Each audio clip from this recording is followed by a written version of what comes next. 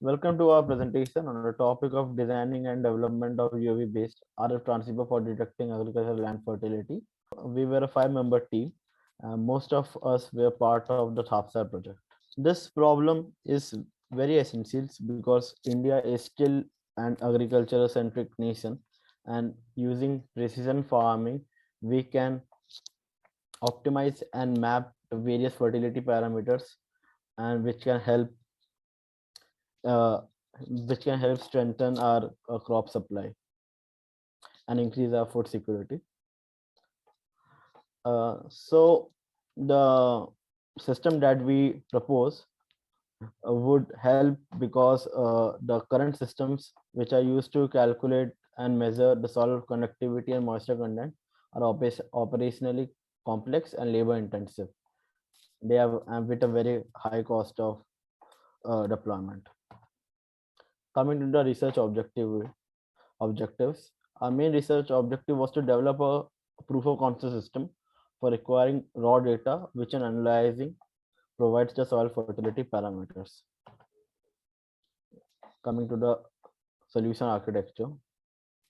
So our solution architecture consisted of 5 subsystems, namely the RF transceiver unit, the software defined radio, the Raspberry Pi based control and data acquisition, the quadcopter based UAV, and the data processing pipeline.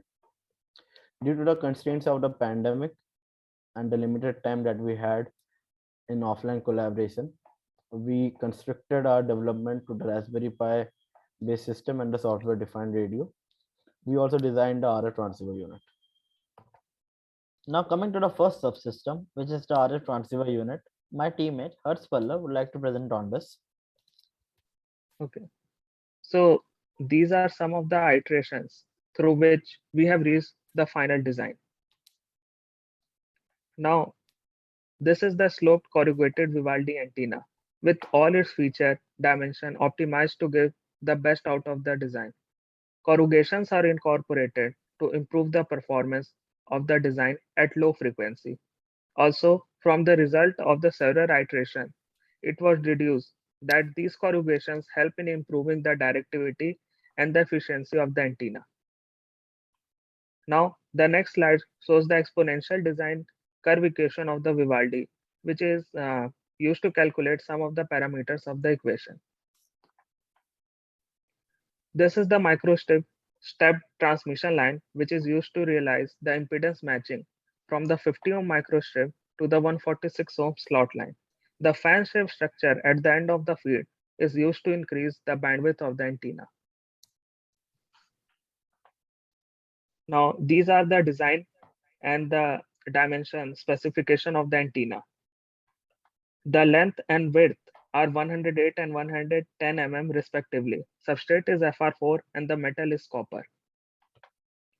Now the next slide shows the scattering parameter, that is S11 of the Vivaldi antenna. It is evident from the figure that the curve stays below -10 dB from 1 GHz to 8.2 GHz. Hence, this band of frequency can be regarded as the operating frequency of the design. Now, since our ADAM Pluto HDR has a single port transmitter, and thus to achieve dual feed dual polarization, we plan to use power divider. Power dividers are passive RF devices that can be used to split power in any ratio. Wilkinson power divider was chosen in our project as it can be easily be fabricated, it is cheap and high performing. It also provides better isolation between the output ports when compared to the T-junction power divider. These are the design specification. We have 1 to 5 GHz of operating frequency, and metal uses copper with substrate as FR4. Software used was Keysight Advanced Design System ADS. This is the schematic design of the Wilkinson power divider which we designed. This is the layout, and this is the final CST design of the power divider. So the circuit's three main S parameters, that is S11, S12, S23, were plotted. This indicates matching, power division, and port isolations. So the first figure shows the scattering parameter S11. It is evident from the figure that the curve stays below minus 10 dB from 1 GHz to 5 GHz. Hence, this band of frequency can be regarded as the operating frequency of the design. So one of the peculiar tasks of our project was to integrate the software defined radio and control it using the Raspberry Pi unit, right?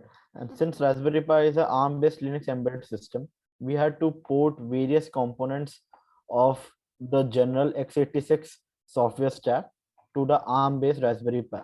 So this is the typical setup that we had, and here is our ADAML Pluto STR, and this was our Raspberry Pi. Right. Finally, we were also able to implement the transceiver unit, which was able to simultaneously send and receive signals of different waveforms.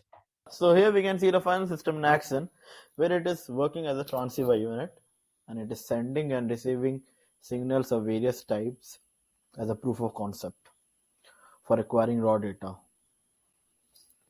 And everything is implemented on Raspberry Pi 4. So this was our Gantt chart of the whole project timeline, right? And we are quite proud of the outcomes that we were able to accomplish in such a limited time. So all in all, we can say that a proof of concept system was developed for acquiring raw data, which an analyzing provides the soil fertility parameters like electrical conductivity and moisture content. Right? Regarding the self-evaluation, we are quite confident that we were able to accomplish all of the course learning outcomes. And these are some of the references that we have. And thanks for taking part and listening to our presentation. And this is the link of our project report if you want to know more about our project. Thank you.